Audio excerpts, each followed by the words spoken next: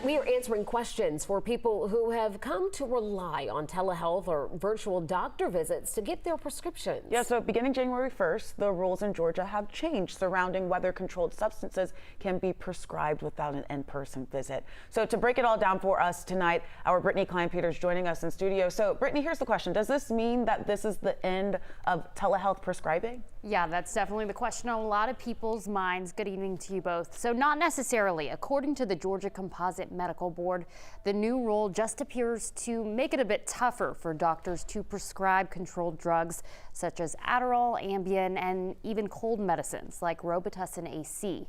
The rule reads, doctors are not authorized to prescribe controlled substances for the treatment of pain by solely electronic means, while stating that doctors can prescribe a drug for a patient that have a valid relationship with.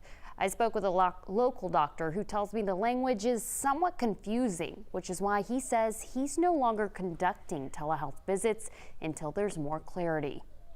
As far as I'm concerned, for all my patients that are taking controlled medications, they will have to come in until I have full clarity regarding the law and the telehealth platform. Dr. Cecil Bennett, you saw there, who has been practicing since well before the pandemic, says he believes it will predominantly impact new patients and not just patients who already met with a doctor in person and now also do those virtual visits.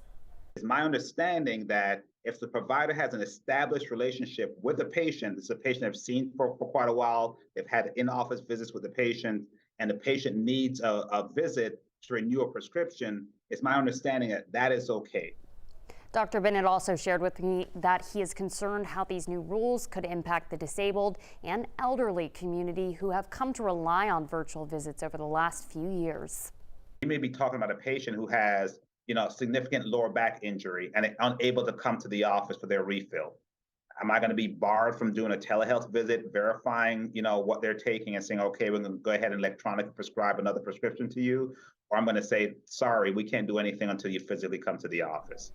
I just heard back from a spokesperson with the Georgia Composite Board to gain more clarity about these guidelines for both patients and providers.